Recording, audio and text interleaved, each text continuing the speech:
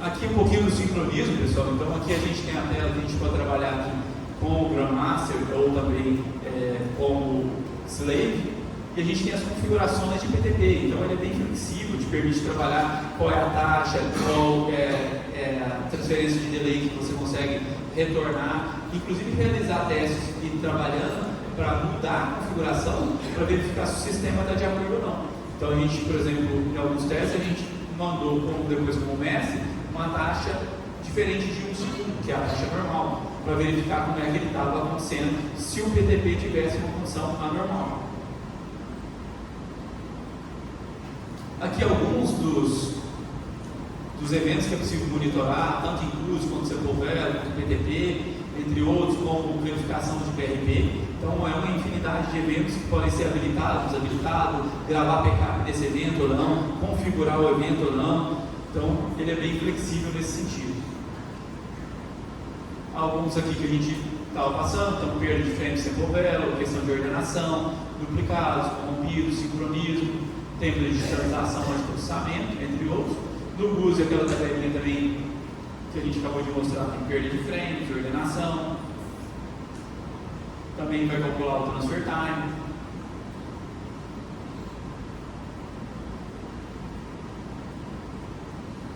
Pacotes duplicados, corrompidos. Verificar o time quality.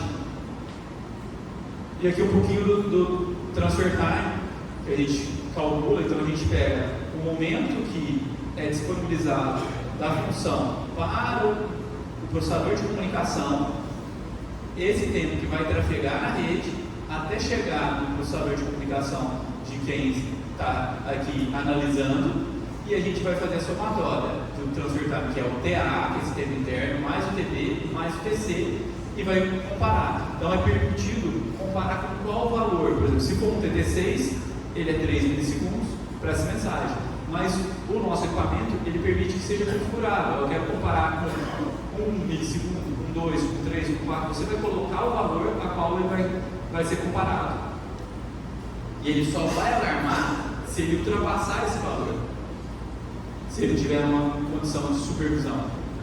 Então no PTP ele permite avaliar também vários casos, como a perda de mensagens PTP, se não está circulando na rede, que ela deve estar repetindo de 1 segundo.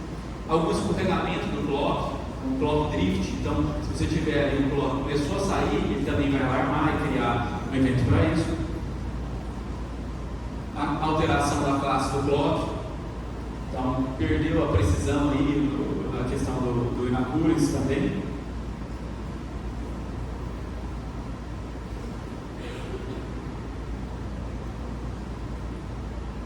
Esse é o 7 últimos mestres na rede, que a gente falou sobre o BMA, e a verificação de alteração do BMA. Aqui nós temos uma estatística GUS, a gente pode dar um zoom aqui. Então a gente tem os detalhes, a mudança de status visualizadas, mudança de status perdidos, retransmissões perdidas, aqui o cálculo do transfer time, quantos TTLs expirados aconteceram, quanto o número maior, máximo aqui de configuração. Então você tem todos os dados aqui de uma forma estatística das mensagens Sepulveras, aqui com alguns detalhamentos, e também é possível fazer isso com as mensagens Sepulveras, perdão, a outra mensagem era GUS, aqui com as mensagens Sepulveras. Então, por exemplo, temos o valor do drift, o tempo aqui de intervalo, o tempo de processamento, quantas vezes o tempo de processamento ficou maior configurado. Então, se ele ultrapassar, ele vai marcar ali quantas vezes, 1, 2, 3. Então, esses dados são importantes para a gente validar e garantir o correto funcionamento da nossa rede para a subestação digital.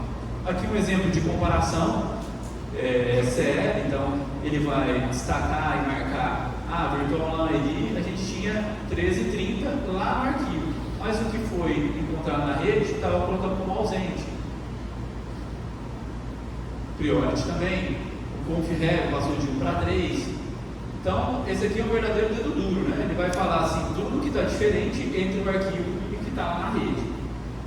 Como conclusões aqui, a gente tem as ferramentas necessárias para a subestação digital, elas têm que evoluir, têm que acompanhar. Então, aquelas que já estão adquiridas, que já estão em uso, às vezes elas não comportam testes mais específicos para as subestações digitais.